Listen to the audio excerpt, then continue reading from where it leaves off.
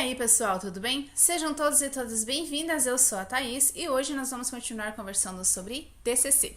Então, aproveitar o nosso tempo enquanto estivermos em casa e adiantar algumas atividades que nós temos que são a nossa responsabilidade, né? E é a possibilidade de TCC.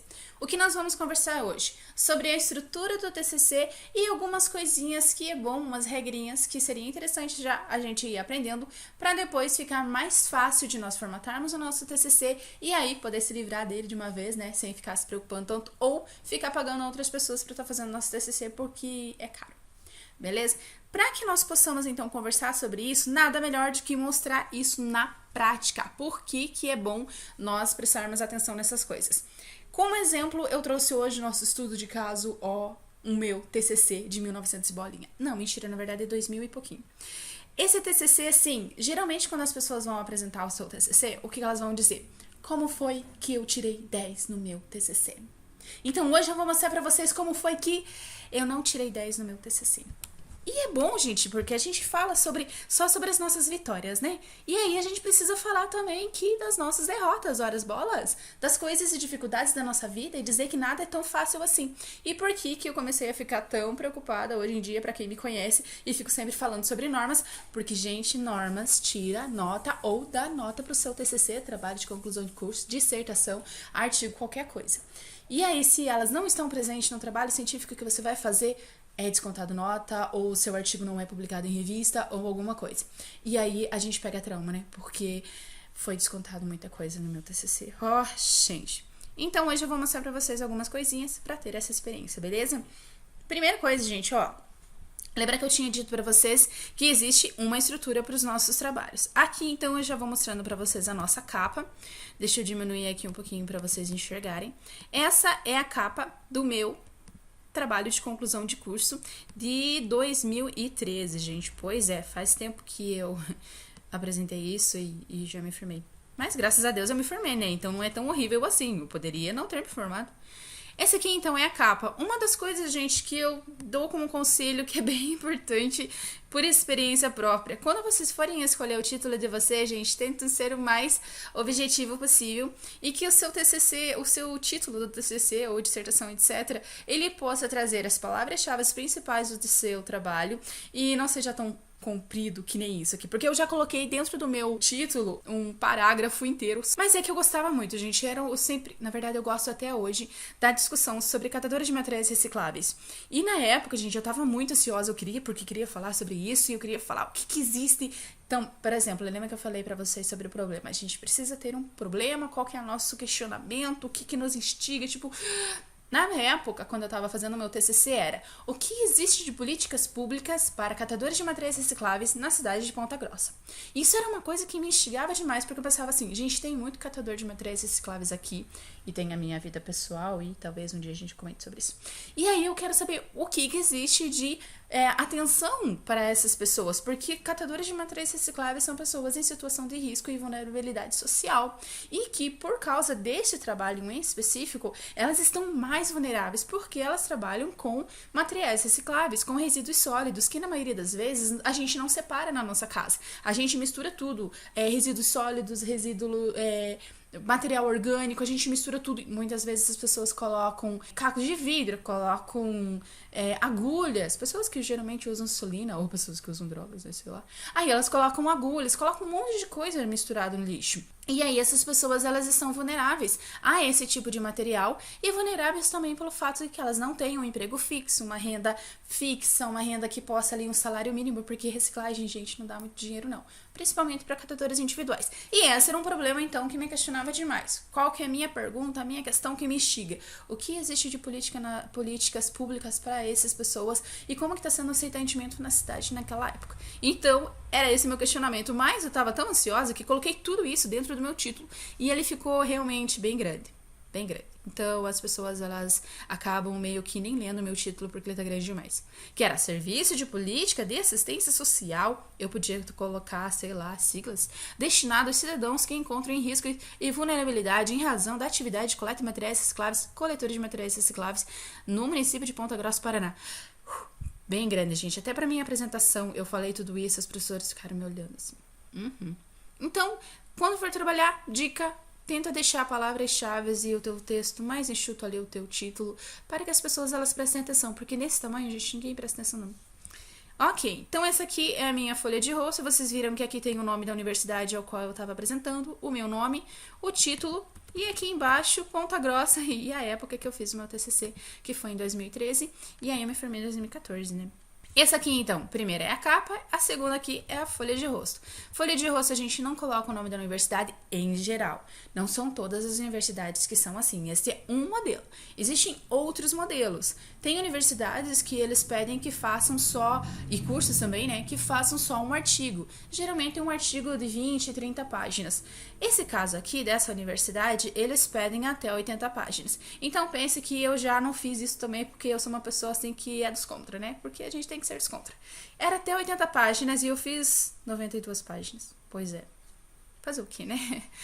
E aí, então, folha de rosto, trabalho de conclusão de curso apresentado ao departamento aqui, né, que eu sou do departamento de serviço social, obtenção de grau de bacharel em serviço social no setor, porém, esse aqui geralmente é apresentado em todos os trabalhos. E aqui é a minha orientadora, ela é uma mulher bem fantástica, assim, aqui na cidade de Ponta Grossa, sei lá. Ela é muito boa, considero pacas. Espero que ela não fique brava por aparecer o nome dela aqui, beleza. Aqui, então, na terceira página de todo o TCC vai estar a ata de avaliação de TCC. Essa ata, gente, ela é apresentada, lembra que eu mostrei pra vocês no vídeo anterior? A gente tem acesso a essa ata depois que apresentamos a nossa banca, ou nós defendemos o nosso TCC. Então, tá aqui. Essa ata, gente, talvez no vídeo eu mostre pra vocês na próxima live, que a gente não vou fazer uma live conversando sobre isso. E aí eu mostro pra vocês como que é o TCC, então, impresso. Ele tá ali meio destruidinho, mas ainda existe. Essa ata aqui, ela geralmente tem na página do curso de vocês. Independente do curso de quem esteja assistindo hoje a gente, vai ter uma ata, um modelo de ata de avaliação. É a universidade que vai oferecer. Então, cada universidade pode apresentar uma diferente. A minha é assim. Então, na ata ele vai estar aos dias, né, que foi apresentado o TCC, nas dependências do campus lá da universidade, pelos professores que comporam a mesa, que vai ser os presidentes, uma assistente social que geralmente é convidada para participar também, ou dependendo do curso, vai ser um outro profissional, né? No meu curso tinha que ser uma assistente social. Para o título, bem grandão, elaborado por mim, provável concluinte, né? Porque aqui, concluinte do curso de serviço social, aberta a sessão. Então, os membros, cada um vai dar a nota e aqui que vai considerar se você passou ou não, vai ter a data e tal. Aí eu mostro pra vocês na próxima live, beleza? Aqui que tem a nossa primeira dedicatória, né? Lembra que eu tinha falado pra vocês? Na época eu fiz, claro, né, pra minha família e tal. Aqui meus tios, as pessoas que participaram de todo esse processo, e desde eu entrar na universidade e conseguir me formar, que é uma história bem legal. Talvez um dia a gente compartilhe também. Aqui os agradecimentos mais compridos, que eu fiz então para todas as pessoas que participaram desse processo. Então, assim, as primeiras observações que a gente precisa e por que eu não tirei 10 no meu TCC. Nós precisamos muito prestar atenção, gente, na nossa ortografia, na nossa formatação, todo o processo metodológico, porque a aparência do teu trabalho, independente de qual seja, ele é muito importante e faz parte do processo de avaliação. Então, assim, ó, por exemplo, uma etapa, eu não coloquei aqui acento. E, gente, professor, olha isso. É assim, quando o trabalho tá impresso, assim, é muito fácil você avaliar o trabalho da outra pessoa. No nosso trabalho é difícil a gente enxergar. Eu não consigo enxergar os erros do meu trabalho. Então, eu geralmente peço para que outra pessoa dê uma olhadinha assim, leia para mim. Não pago porque eu não tenho dinheiro, né? Mas eu peço, dá uma olhadinha para mim e vê se você consegue enxergar. Porque chega um momento que a gente não enxerga os nossos erros mesmo. E aí eu coloquei, então, agradecimento às pessoas, tal, minha família, os meus tios, e aí, os meus amigos. Aí, meus tios, olha, que nos momentos, opa, que mais precisei, parará, aí aqui a Tere, que é uma mulher bem legal também, que até hoje tá na secretaria lá do curso. Então, assim, para vocês observarem, tem um monte de errinhos ortográficos que na época eu não tinha enxergado. E pra mim, assim, meu trabalho tava ótimo, mas não tava tão ótimo assim, né?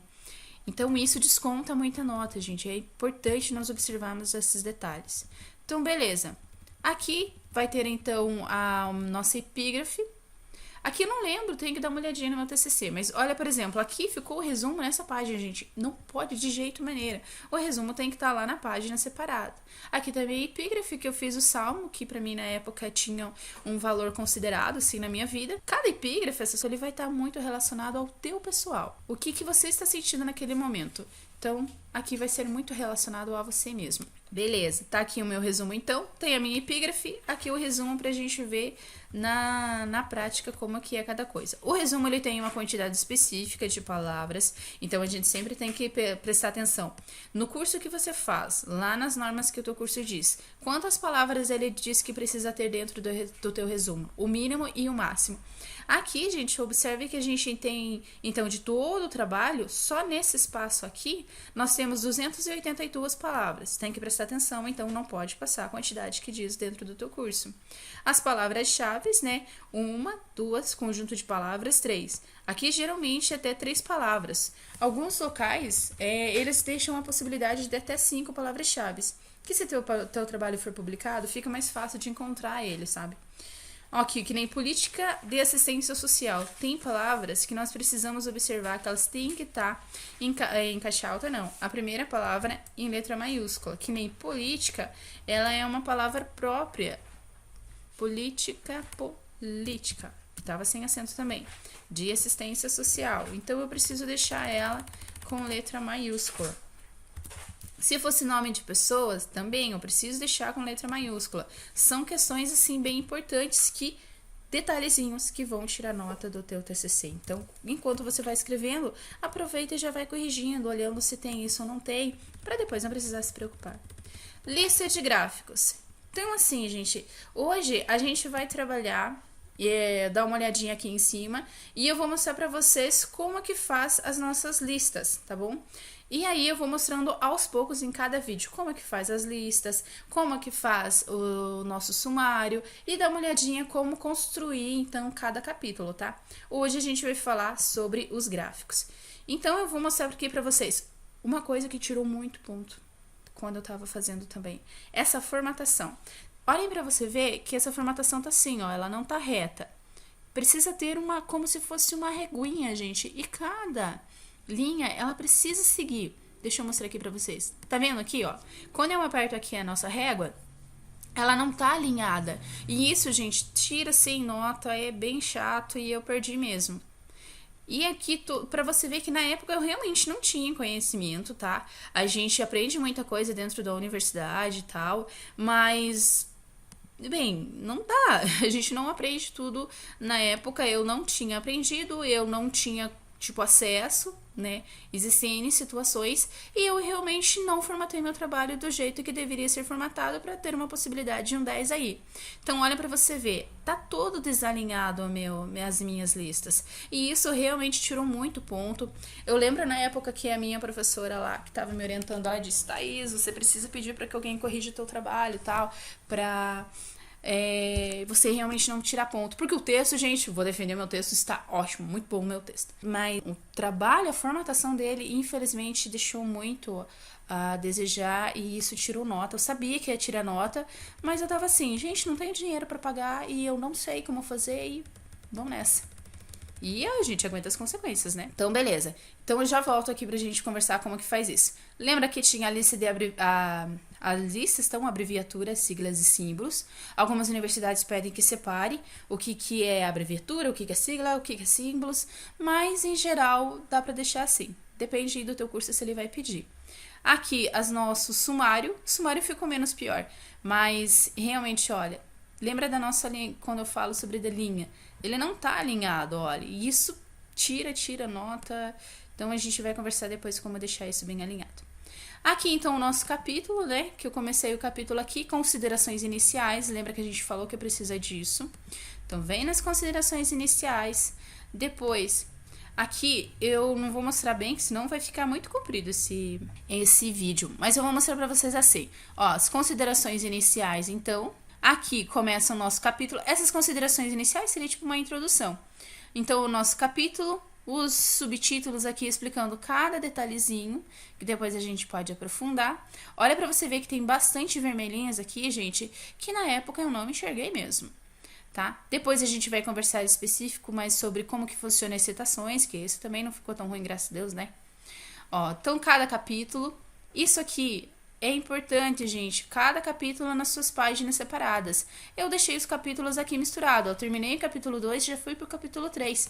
Isso não é um artigo, é um TCC, ele precisa estar separado, mas eu deixei aquele juntinho. Tabelas, existe toda uma forma de formatação de tabelas, depois a gente vai dar uma olhadinha.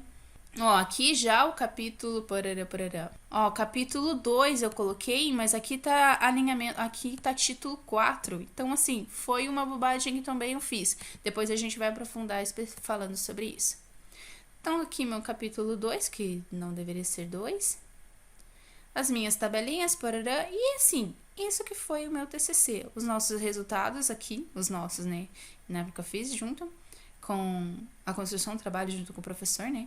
As referências, considerações. Então, esse aqui é mais ou menos como sai um trabalho de TCC. Ele tá todo horrível, não tá, gente? Por isso que eu tô usando ele, porque daí fica fácil da gente ver como formatar esse trabalho e como que a gente pode fazer para que ele seja um trabalho que vale a 10. Tenho os meus questionamentos, porque eu acho que formatação não deveria ser uma coisa que a gente tire muitas notas, né? Isso, pessoal, Thaís. Porque o que valeria, assim, é a construção do conhecimento científico em cima da pesquisa e procurar respostas e provocar pensamentos e reflexões em cima da necessidade de políticas públicas para determinados públicos, né? Que seria os nossos usuários, que seriam os catadores de materiais recicláveis. Mas, né? Vamos lá. E aqui, gente, lembra que eu falei para vocês, apêndices e anexos, foi aonde eu trabalhei, então, o meu apêndice, que são os questionários que eu mesma montei. Aqui, cada um, as listas de instituições que eu visitei. E anexo, que é algo que eu peguei pronto já, que é a autorização de depoimento oral, que é disponível dentro da página da universidade ao qual eu me formei. Beleza? Então, pessoal, hoje então a gente vai terminar esse vídeo para que ele não fique tão comprido também, né? E aí a gente vai continuar no próximo vídeo que eu vou postar ainda hoje, como nós começarmos então o nosso processo de formatação. O nosso primeiro exemplo, como já foi dito, vai ser a formatação das nossas listas de gráficos, mostrando como deixar ele bem desenhadinho, de acordo com a régua aqui do nosso Word, e deixar ele bem linkadinho de acordo com as páginas que está ali, as nossas tabelas, os nossos gráficos, bem arrumadinho de acordo com a BNT. Existem duas possibilidades de a gente fazer isso e nós vamos estar mostrando no próximo vídeo, e para que deixe bem fácil e as coisas fiquem mais tranquilas quando nós estivermos fazendo o nosso trabalho de conclusão de curso, beleza? Então agora a gente termina e não esquecer, gente, muita paz, muita saúde para todo mundo. E sempre lembrar, gente, que se a nossa casa for o nosso campo de risco, também não esquecer que nós precisamos denunciar sim. Nada é razão, motivo para que se tenha um processo de violência nas suas diversas expressões. Então, se você estiver passando por isso, ou algum familiar, ou algum vizinho, a gente está aqui um dos números, né, que pode ser o processo aí para vocês estarem denunciando. E não esquecer que nós precisamos trabalhar o nosso processo de alteridade, onde todos nós somos responsáveis uns pelos outros. Beleza?